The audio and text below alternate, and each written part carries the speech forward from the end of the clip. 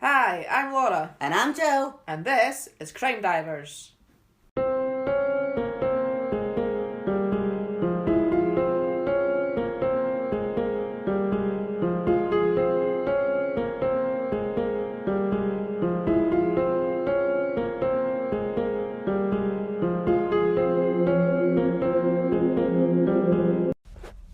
Hello everybody, welcome back to today's episode. What's it called? It's called Family Lies. Ooh, but family ties. Yes, well that's what I was sort of playing on. I used to love Family Ties. Did you ever watch that? No, I've heard of it but not watched it. Yeah, I used to love it. So, yeah, it's called Family Lies. Family Lies. Yeah. And where are we? We are in Australia. Cool. Let's go then. You dive in? Let's dive in. So, the Cook family live in Katoomba in the Blue Mountains west of Sydney. Okay. So, I'm not sure how old everyone was because every article I read, they had different ages. Okay. But I want to give you sort of just approximate ages just to get a better idea. An idea, you know, yeah. Uh-huh. Right, so we've got Therese Cook Williams, who was in her late 50s. Okay. She's got her brother Paul, he was in his early 50s. And then you've got Therese's daughters, Yanni and Clarissa. Mm-hmm. And I think Yanni was late 20s and Clarissa early 20s. Did I say late 20s? Mm-hmm. And Clarissa early 20s. Right, okay. And then there was two relatives. I'm not quite sure how they were related, but they were relatives. Okay. Lachlan and Lucy. And they were, I'd say late teens, maybe 17, 18, 19, Right, okay. that sort of. Okay. So, yeah, just to give you a rough idea. Cool. They were all adults anyway. Right. So they're a close family and they started up a circus school in 2009. Oh, right, okay. So they would teach the local community, including disabled children, circus tricks and also like self-confidence. Oh, right, okay. You know, especially for the disabled children, Yeah. it was giving them confidence. That So sounds alright. yeah, it was like a really good place, happy place, Were they safe like place. in the circus before or were they just... Well, or was there nothing to say? I know that Therese, she was an actress. Right. She had been an actress, and I think one of her daughters was an actress as well. But they obviously knew circus tricks. Right, so, yeah.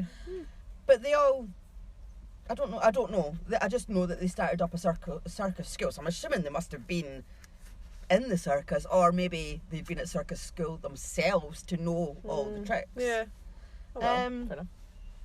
So Therese and Paul, they even lived next door to each other. So, and I think a couple of the other family members lived sort of So they were quite in the close houses by. as well. Yeah. So uh-huh. they were all. What's going to happen next? I think everybody that I've just told you about was staying in these two houses. Right. Okay. Right. Okay. So on Friday, the 1st of September, 2017. So this is a really recent one as well. Yeah. It's my. Was it? No, it wasn't my last one. It was a recent one that I did. Yeah. Was recent. A recent one was recent. Oh, really? Aye. Mm-hmm. So, it's 6 o'clock in the morning. Mm-hmm. A small army of New South Wales police included, and Sorry? yeah. Every time I just fuck up, don't I? I just can't talk. I know this is kind of the skill that you need to do a podcast. You need to be able to talk. I know I've got a bloody cheek. Having a podcast when I can't talk Yeah. properly. Do you want to try that again? Yeah. Deep breath. On Friday, the 1st of September 2017, Uh-huh. at 6 a.m, a small army of New South Wales police, including the heavily armed riot squad, surrounded the two houses. Oh God! Right. Okay. So, obviously, it's 6 o'clock in the morning, the family were all still asleep, and they said they just heard this big bang, and then all these men shouting police barged into the houses. That'd be quite scary, I think. I would be absolutely. I probably would shit myself. Yeah. Yeah. I should think I would. So the family members were told to put their hands up and then get down on the floor. Paul, he was even dragged from his bed, half naked, and like pushed to the ground. He was told to stay still, and that if he moved, he would be considered a threat and he would be dealt with. All right. Okay. And then Lachlan, I mean, like I think Lachlan was 17 at the time. I think he was 17. He was pinned to the ground, and he was told that if he moved, they would shoot him. Right. He was then strip searched, Mm-hmm. and they kept telling him, "You know why we're here," and he's like, I don't know why you're here. So then the police, I mean, like none of the family knew why they were there. Mm-hmm. The police then put the the whole family together so that they could search the house for electronic devices and hard drives. Right. The family, they were terrified and had absolutely no idea Well, I'm what not was happening. surprised if they really don't know what's going on and all of a sudden these riot police have just barged into their house at stupid time in the morning. That would be, Then... oh my God, that would be horrendous. Mm-hmm. So detectives then produced a crime scene search warrant which listed a series of horrific allegations. Oh, okay. They said it was a child sex crime. They listed sexual intercourse with a child under the age of 10, kidnap, assault, and producing child abuse material along with other sexual crimes. And I think the family actually felt like a bit relieved at this point because they were like, oh, there's been a mistake. Yeah, we've not done anything wrong. Yeah, they must have got the wrong house or, there's been a mistake. But because they were innocent and they hadn't done any of what they're accused of. So I want to make that clear right from the start. I know usually I would maybe tell you a bit and then the crime would maybe leave you in a bit of suspense or whatever, but I wanted to tell you right from the start that they're innocent. It didn't happen. So this is obviously, are they saying that their circus school is basically like a sort of cover up of something like a more paedophile kind of thing, yeah. Right. They hadn't done what they were being accused of, and I want to tell you about this case because it's been described as one of the greatest miscarriages of justice in New South Wales history. Right, oh bloody hell. So I will tell you sort of some of the accusations. So obviously it is child abuse, but just remember it's not real. It's just all it is allegations because I mean, you know yourself, like we've never done a case of sexual abuse, like child sex, have we? I don't think so. We did one when Sean Hornbeck got we don't have kidnapped. details of that. But yeah, I will not go into details of child sex abuse. It's one thing that I will not touch, and I know you won't touch that yourself either. So if this had been true, then I wouldn't have done the case. But as I said, just everybody remember it is just allegations. But as I said, I just wanted to. It's basically the story is focusing on the fact, like, sort of how they were treated and how the police treated them. Yeah. And Basically, the police thought they were guilty. And... yeah, that's basically what the story is. Yeah. Okay. So, despite the heavy-handed police raid to carry out the search, no one was arrested. All right. So the family thought, okay, this is a mistake. It's going to go away. So they did take the family's electronic devices to search them, but it didn't go away. The family were placed under surveillance for the next 5 months. Police were interviewing people close to the family as well. And at one point, Therese, she had texted a member of, she had quite a large extended family, and from what it never actually says who this family member is, but Therese was married, so I'm wondering if it's maybe part of his family, right? Because, okay, like an in-law. Just because at one point I had sorry, it's a bit that I haven't written down, but one of the one of the accusers, they said there was a man called Paul. Right. That's Therese's brother. Right. So surely that would, if it was a member of Therese's family, it's going to be a member of Yeah. Paul's family as well. So there wouldn't be like a man called Paul. There would be like. Aye. So, I think it's but maybe just did say a member of her extended family. So Yeah. I'm not quite sure. But anyway, she texted this member of extended family to let her know what's happened and just to warn her that police might come knocking, asking questions. And this person texted us back saying it was actually her who had reported the family to the police. Oh, okay. Therese had been close to this relative, Right.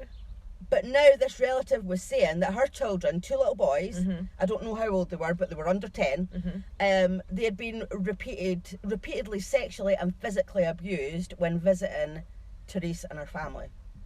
Right. So, she had recorded these allegations in her diary as her children were telling her Okay. these accusations. So there were entries like, remember, false, got hammer, brought out penis and banged penis with hammer, and she hit his neck with a stick and then put a bit of the stick down his throat. Holy. Because I remember this is her talking about her son. That's what her sons have said. That's what her sons have that said. she's written in the diary. Yeah. So this family member, as I said, like throughout the whole story, I don't know who the family, it will be to protect the kids' identities, I'm assuming, like. Okay. So the family member told Teresa that the allegations weren't just against her, they were against the other members of the family as well. And Teresa she obviously knew that she hadn't done anything wrong.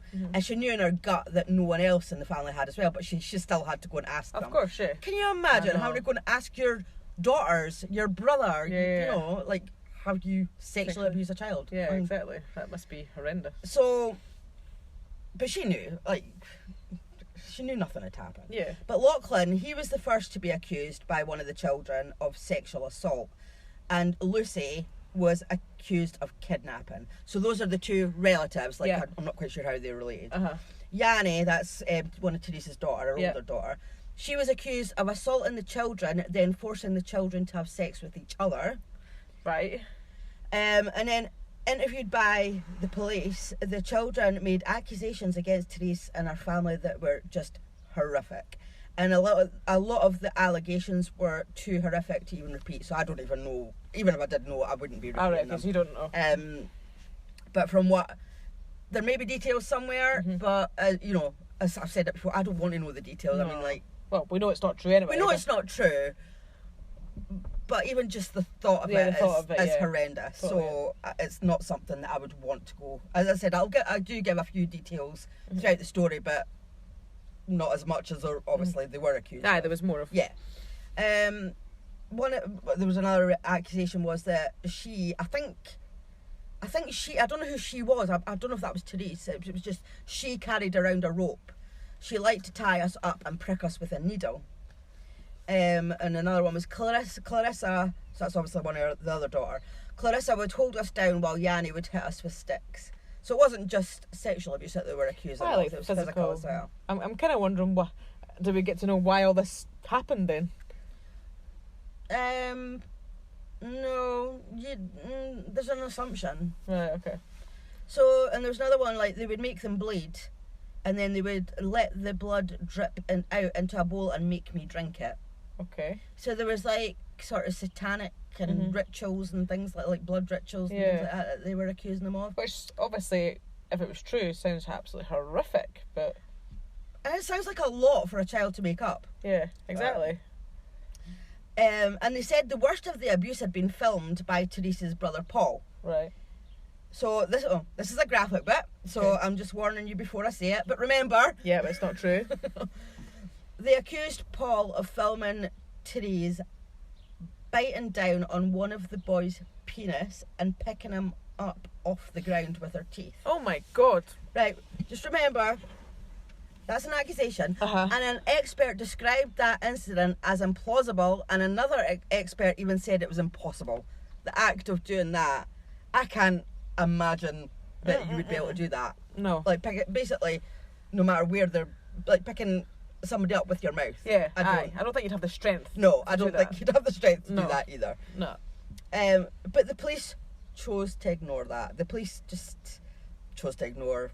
They just basically. But I mean, I suppose, like, from a point of view of the police getting, you know, sort of those accusations. I mean, they do sound like quite a lot, and obviously if there was worse that we don't really know about it. I mean, I suppose it could sound like it. Oh, I get that they have to investigate it, but if an expert is saying that's impossible, why are they ignoring that? I mean, they might not necessarily choose to say, okay, that didn't happen, but just to maybe just put a question mark on it. Well, yeah. You know, but they didn't. They just completely ignored that expert's opinion. Despite the implausibility of some of the accusations, the police, they basically threw everything into investigating the cooks, and in doing so, they actually resorted to some dirty tactics. All right. It was like a witch hunt. Yeah, it's like they were convinced they'd done it, and they were determined they were going to get them for it. Right. So they enlisted a junior police officer who had actually recently been in a relationship with Clarissa. Right. So he was told to pretend that he wanted to get Clarissa back, and in the hope that he would get some information out of her. So he asked her out on a date. But obviously he was briefed by the police, and you know he was got a wire put on him. Of course, Clarissa didn't know that. She thought she was on a genuine date. Yeah. But as the night wore on, like as planned, he began to they had like a normal night. Like they were just because obviously you can't go in straight asking questions, can you? Of course not, no. Just like catching up. But later on, like, he started asking her about the allegations, hoping for a confession, and she told him that she had been falsely accused. It was all lies, and I think she, like, pretty much lost her fucking temper with him and stormed off. So I don't think that day ended very well. No. So, I mean, they obviously the family knew that they were being investigated for months, but they were still sure that the police would clear them because they hadn't done anything wrong. Yeah. So they understood that, of course, like, accusations like that, I mean, they have to be investigated, but they had done nothing wrong, so, like, it'll be all fine in the end. Exactly, the truth will come out in the end. Yeah, but on the morning of the 5th of February 2018, the police arrested Paul, Therese, Lachlan and Clarissa.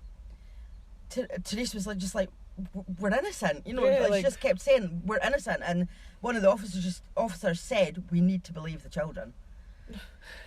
So later, I think it was later that day, Lucy and Yanni, they were actually living together in Sydney, right? And they were arrested. Right.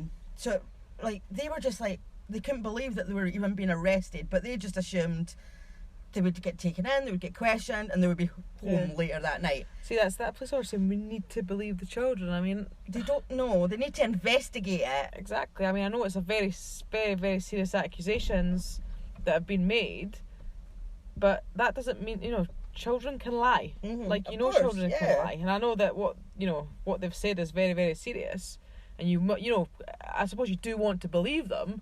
But that's not it shouldn't be at the expense of, like, totally disregarding an innocent family. By, you know, obviously they are innocent. You know, you've totally not even given them the benefit of the doubt. You know, what happened to the, you know, innocent until proven guilty sort of thing. I know. It's just maybe they thought, because, as you said, you know, that it was a lot of graphic stuff. Maybe they just thought the children wouldn't.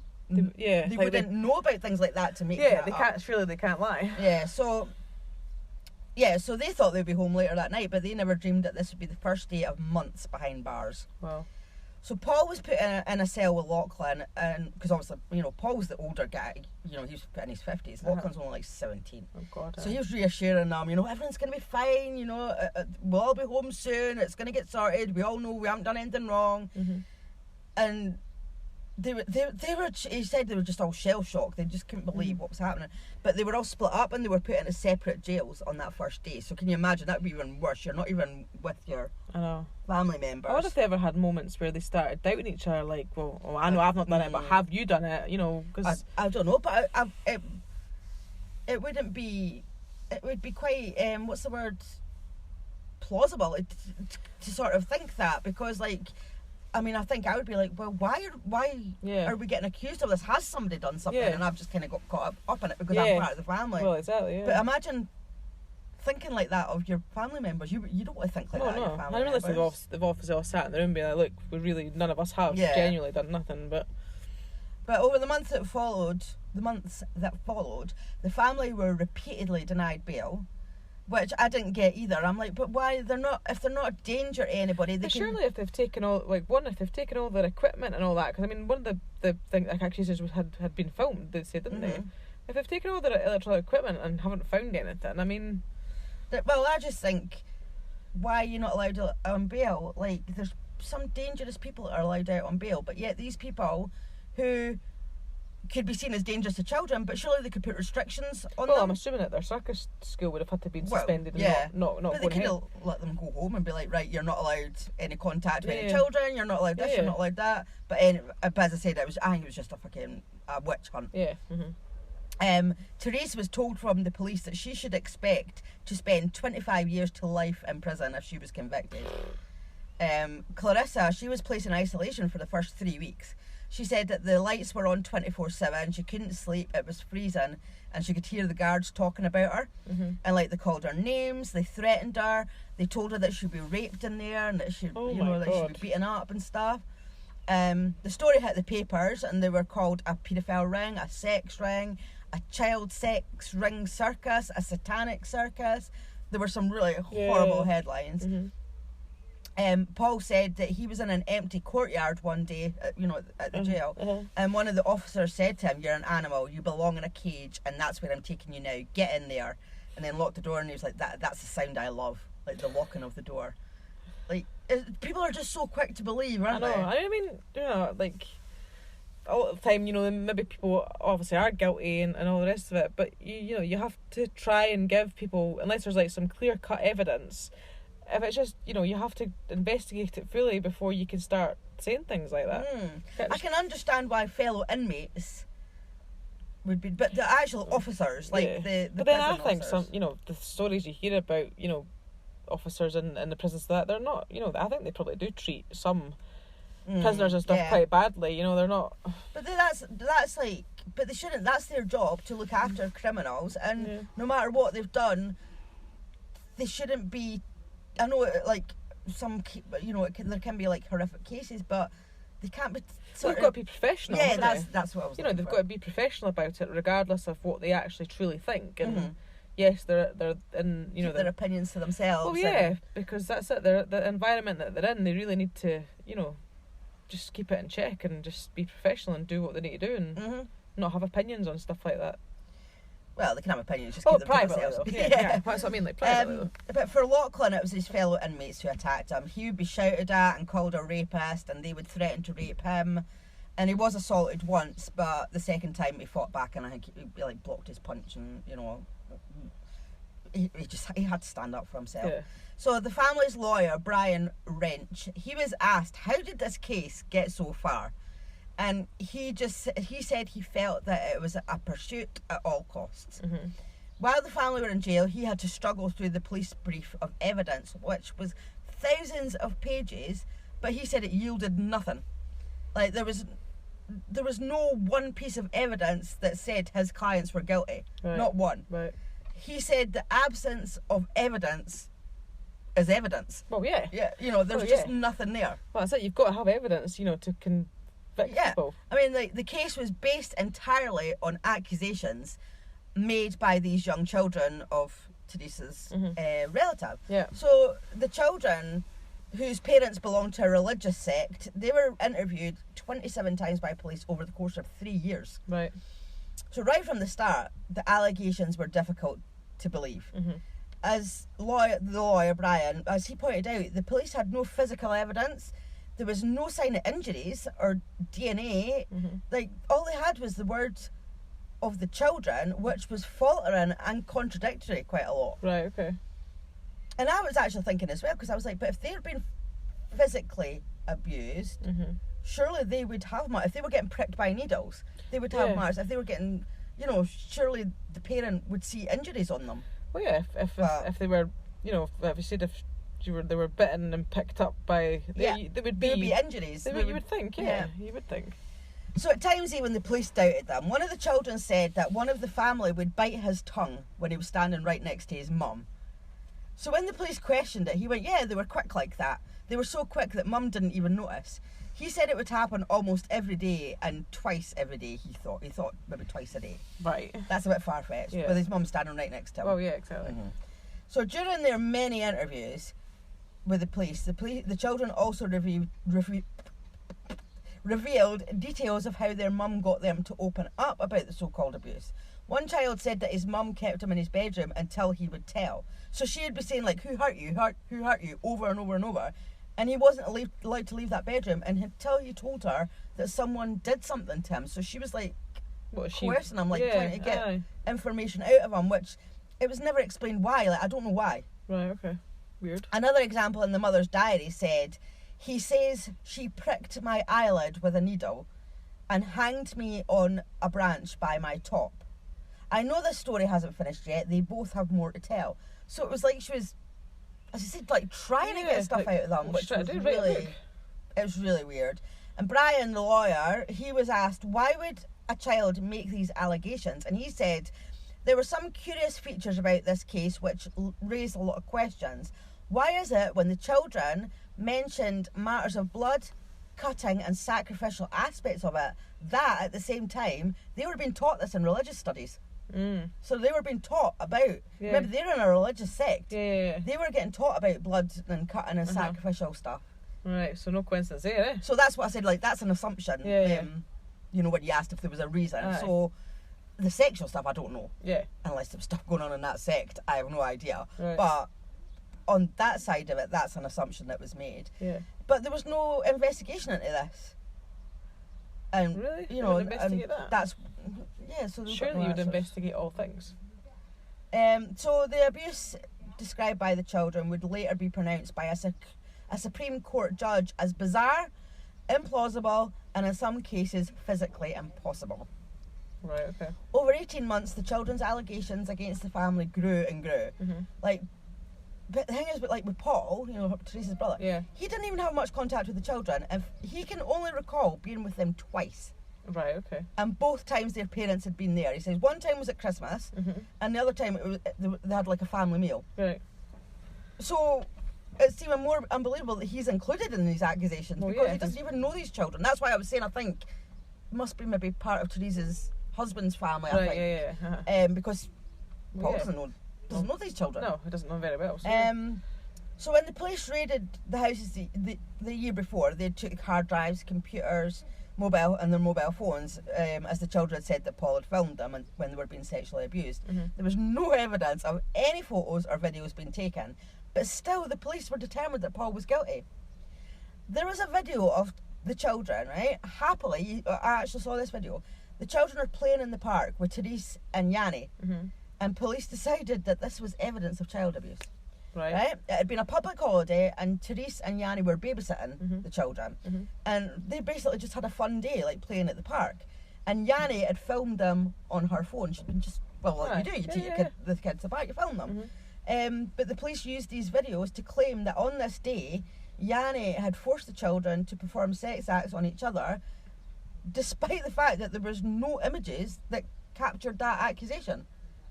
I mean, in this, what I saw in it was one of the kids was going up, you know, the zip wires. Oh, yeah. So Therese was sort of running along beside the kid, like sort of just with her hands sort of up at him, just to make sure he didn't fall or anything like that. And the kid was laughing and having fun, and I'm like, no. That's ridiculous.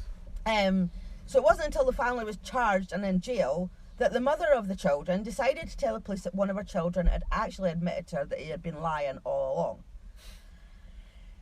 She had written in her diary, later tonight he suddenly came up to me and said, "Mum, I'm really sorry, I've been lying about the whole thing. Nobody hurt me, I've been lying to you." And then she said, after intense prayer and reassurance, her son changed his story to what she describes as the truth. Right. So, but she didn't even go to the police and say, she didn't want her son to be thought as a liar. Aye, but look at the whole family's life ruined. So, Therese, Yanni and Clarissa, they spent 7 months in jail before being let out on bail. And Paul, Lachlan and Lucy were in jail for 4 months before being let out on bail. Mhm. They had 127 charges against them, so they still had to face a trial that could end up with them maybe getting life in prison, and they weren't allowed to see each other whilst they were on bail. Uh-huh.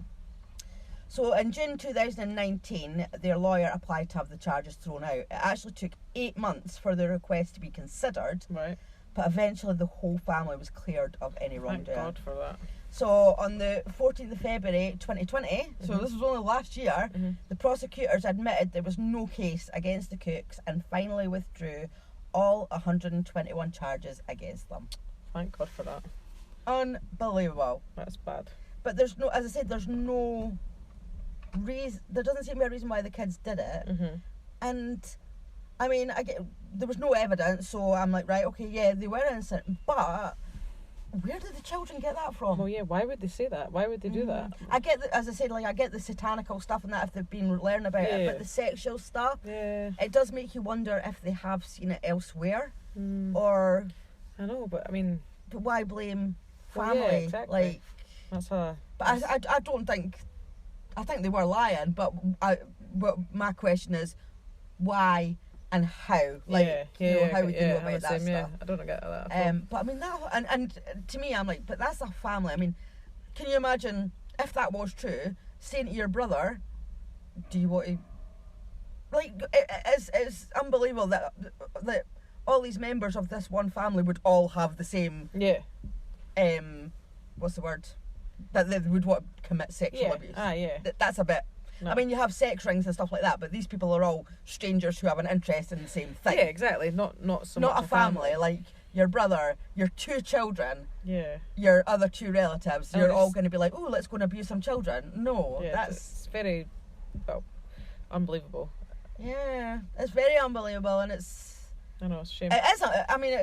I mean, I'm sure it didn't happen. Well, it doesn't sound like it from what you've said. I mean, it just sounds a bit extreme, and especially when, you know, experts are saying things are totally, It's that things are impossible, and yeah. stuff like that. Then, you know, and there was no evidence. Then Well, exactly. If there was no evidence, there was no Mhm. physical evidence. There was nothing on the videos Exactly. and the photos. I mean, they couldn't charge them. They couldn't charge them, even if they had done it. They couldn't charge them just on the basis of the children's accusations, because that would be like your one word against the other, and yeah, exactly. you know, so So no, it's well. I mean, I feel for the family of being involved in all that, and oh, it's their horrific. life's I mean, quite ruined. and they never even seen each other for like 2 years, because they were Yeah. in jail, and then they had to be apart from each other. I know. So, you know, this close family were getting accused of this Mhm. horrendous thing, and then they couldn't even see each other to reassure each other or Well, yeah, comfort because each other. only each other knew what they were going through. Yeah. So yeah, no. So I thought I would give you something just a little bit different Yeah. this time. I mean, it was I do horrific like as like well. a miscarriage of justice.